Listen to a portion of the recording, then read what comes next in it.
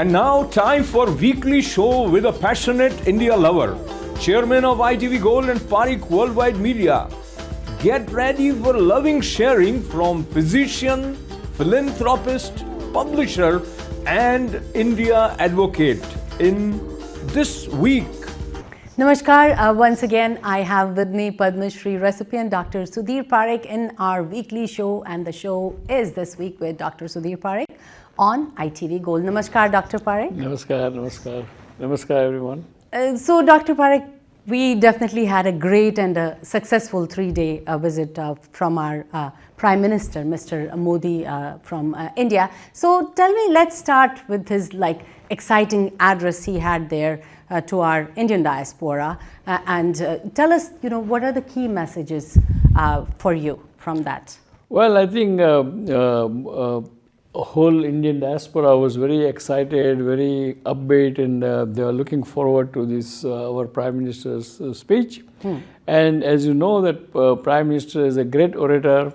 He speaks such a excellent way, or is what you call, the way of speaking is so good that is very convincing, and the narration is perfect, and it's more even not only narration perfect, but it's very emotional, and he knows when to. It's heart touching. Heart touching the speech. And I think what I observed, that all the audience there, 15,000 people, were enjoying that speech time to time, and then they all felt very good, and he gave the information, very good information about the last 10 years of development in India and where India stands now. And he really described all the different sectors and digital development, manufacturing development, and all those things. I think it was a great, great speech. Absolutely, it definitely was a wonderful, wonderful speech, and as you said, he's a wonderful orator. Right.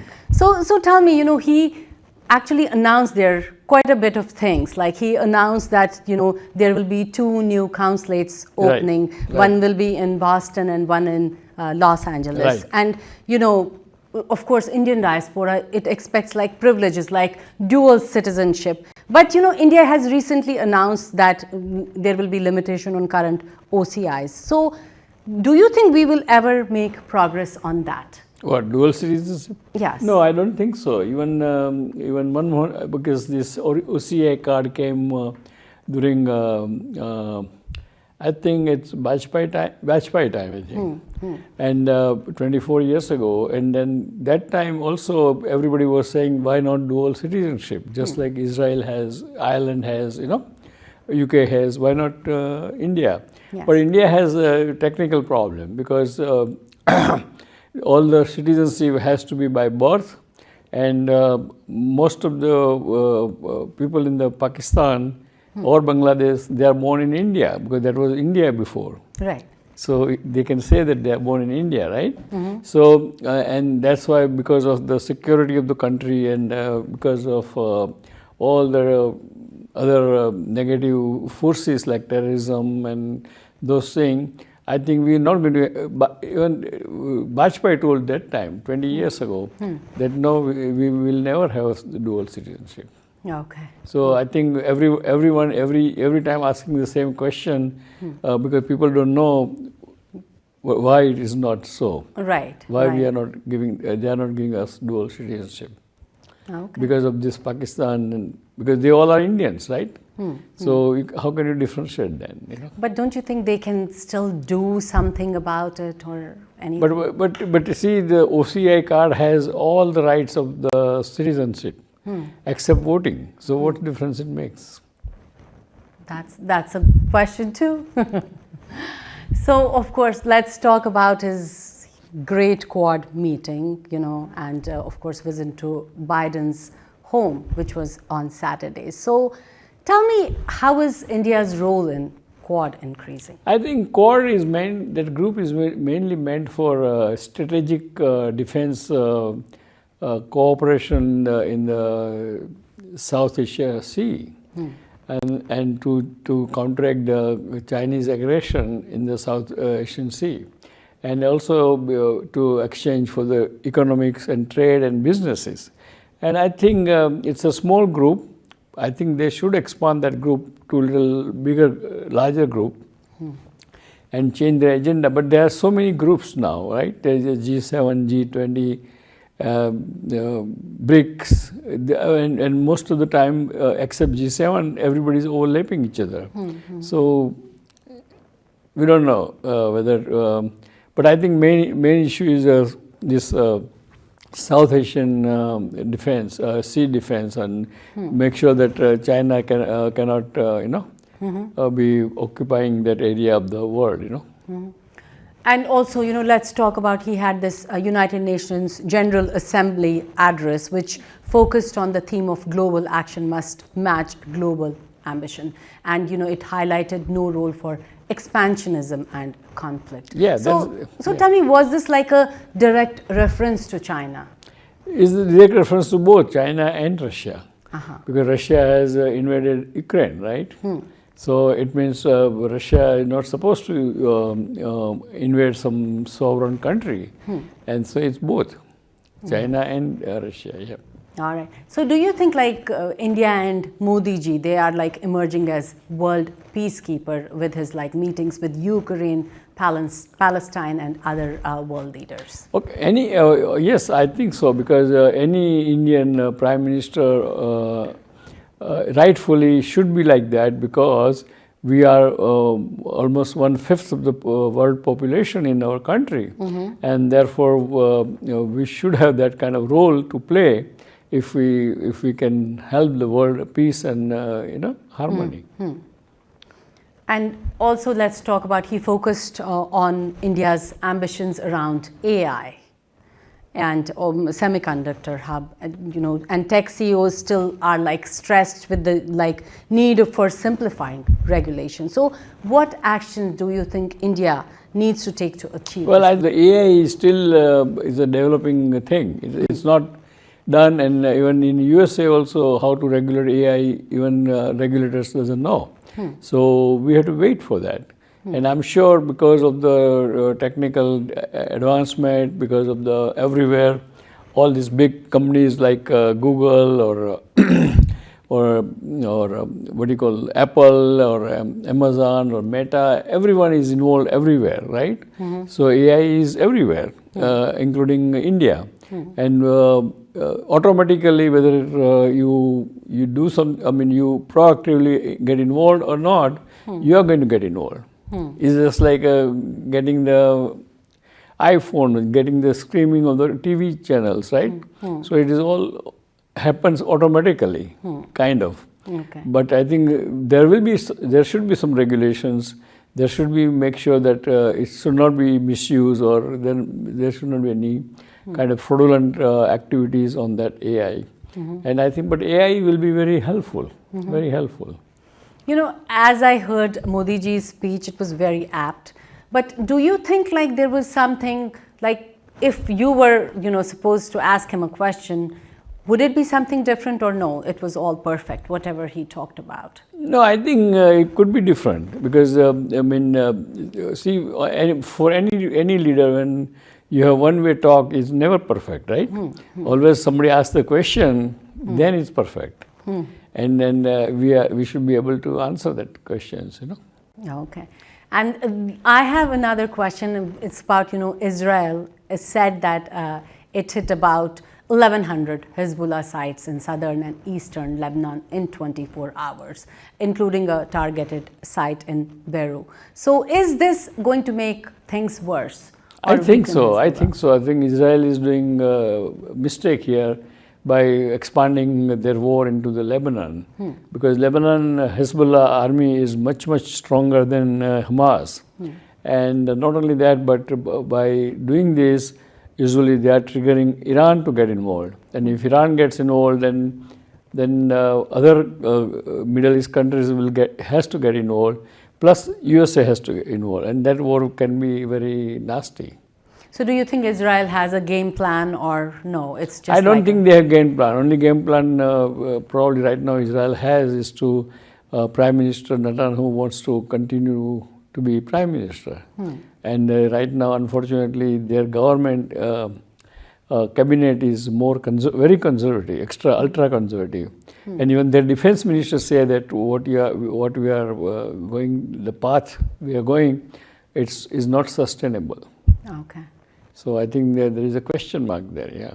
All right. So let's go to our favorite round, that is the rapid fire round. And my first question is from Arun. Arun wants to know that Modi ji had a very successful visit and a great PR advantage. Will this translate to any advantages in upcoming state elections for BJP? I think there will be some positive impact on this successful USA visit. But let's see, because election is election, and sometimes these local state elections are based on the local issue rather than international issue. So I'm not sure how much, but there will be some positive impact, yes. All right. And Dhiren is saying Atashi, the new chief minister for Delhi, left the chief minister chair open for Kejriwal and sat in a new chair next to that. Is that constitutional? Yeah, it is constitutional because, but it's a more of a political drama, to say that our chief minister is going to come back after February and he will proven to be innocent and all those things. So it's a political rhetoric kind of, All right. Has not really meaning to constitutional or not constitutional. Okay. So Sangeeta is asking, should Trump agree to CNN presidential debate in October? Kamala has already agreed. I don't think he will agree because he knows that, as long as he is ahead of the game, he will not agree. And suppose if he falls behind in October in the polls, then he may agree. Do you think he is ahead of the game? Right now, he is ahead of the game. Okay. Right now, he is ahead of the game. There is no doubt about it. All right. So Sonali's question is, did this visit for Modi ji get India closer to a UNGA permanent member seat? No, because again, that permanent membership, we all wished about it. And rightfully so, because we are a population of the 1.4 billion people, which is almost 17% of the world population. But I think the politics is different.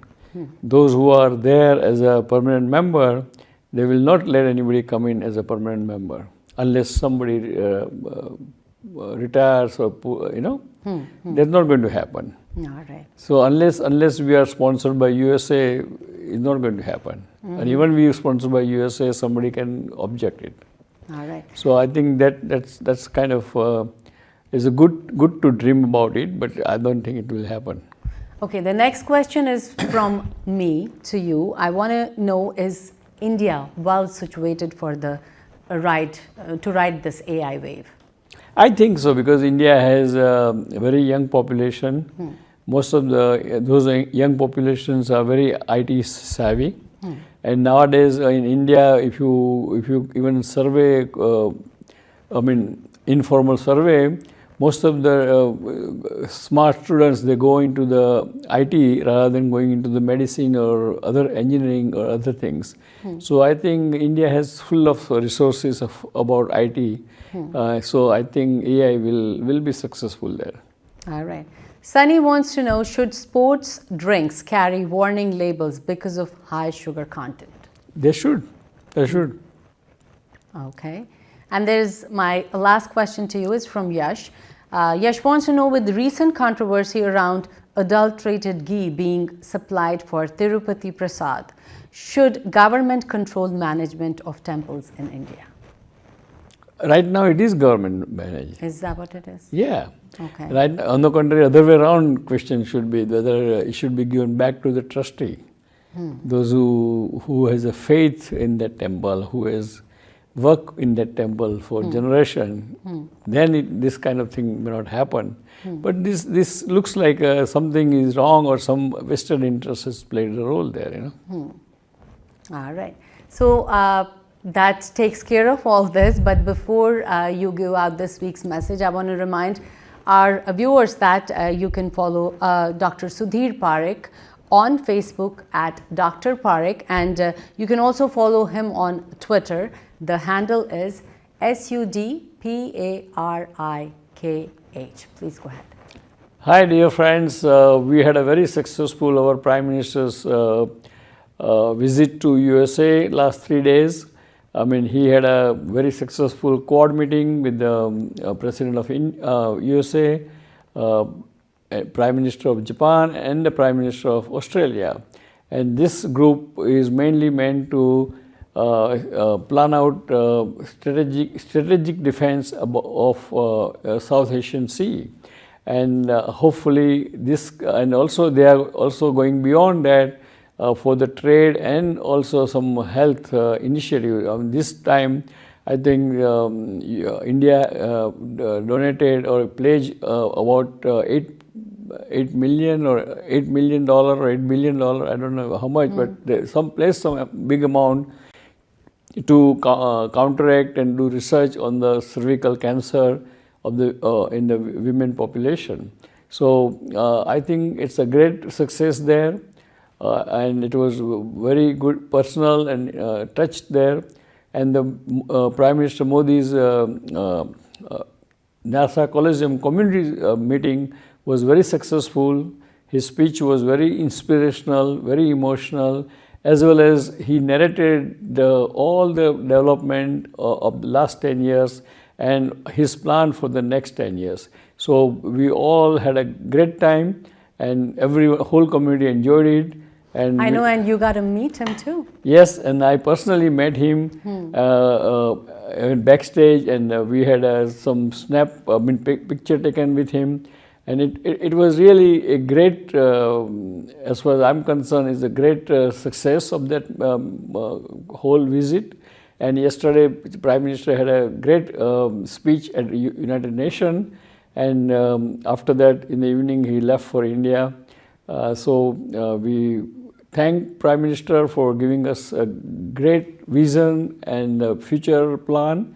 And God bless him, God bless Indian Americans, and God bless America. Thank you. Thank you so much.